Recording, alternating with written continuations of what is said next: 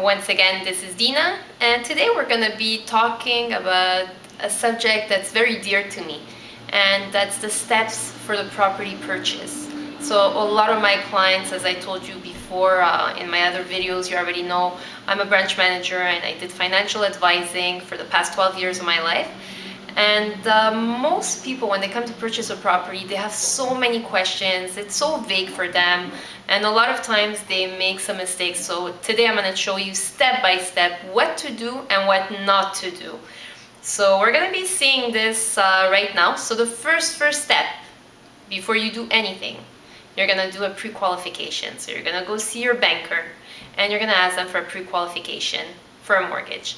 Now, I don't like when institutions run a credit check on the client when they do a pre-qualification. Reason being, and we'll discuss this a little bit further once we do our videos regarding the credit score, but the reason why I don't like doing that is because we're going to touch your credit. So your score may go down a couple of points. And then once you find your property, it could be 3 months down the road, could be 6 months down the road, a year down the road. We've already touched your credit once. We're going to retouch it a second time. So that may affect your credibility.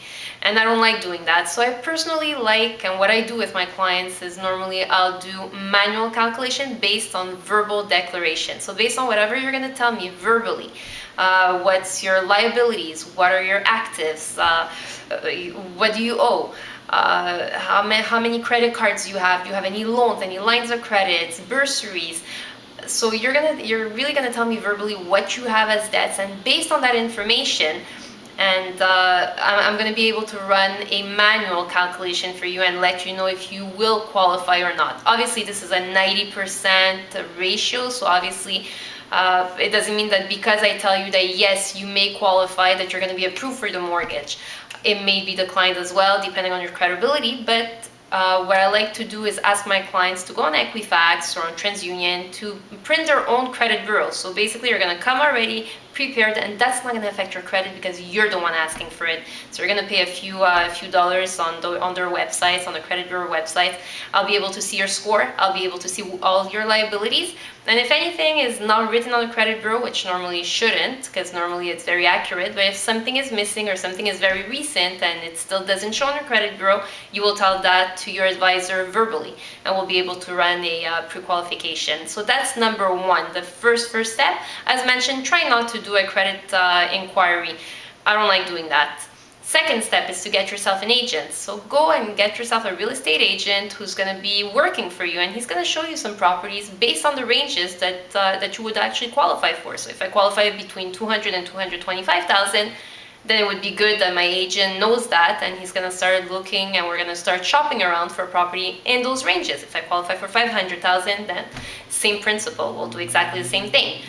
Third step is to start a property search. So start looking for houses, make an offer, and once you make the offer, that's where a lot of my clients do their mistakes. They'll make an offer and they're gonna book right away the inspection.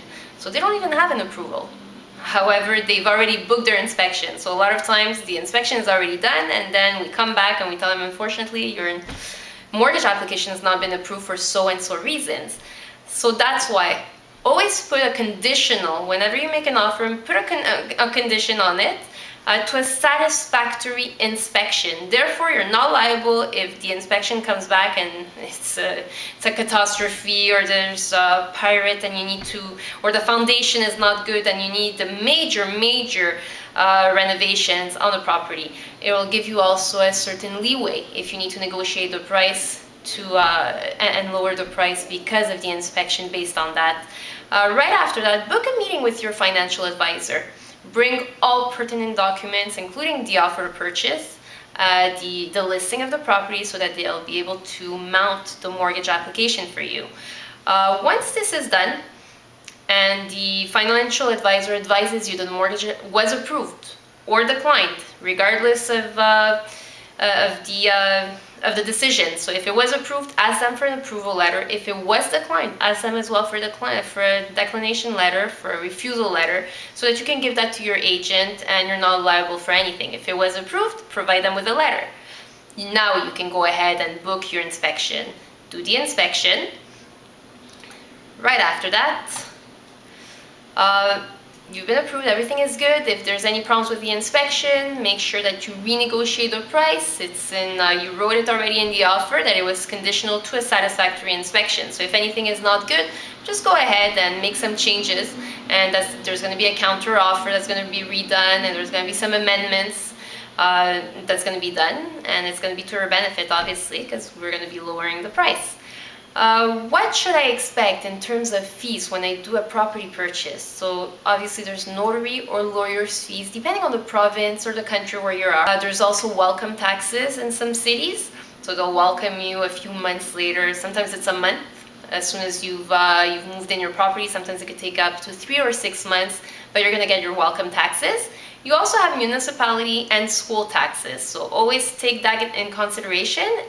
Some financial institutions will also include that in your payment. There's no interest on that. They'll include it in your payment, so whenever you get your statements, just bring it to your institution and they'll do the payment for you, because they've already deducted you on every payment that you've done. So whether it's bi-weekly payments, monthly payments, they've already deducted that.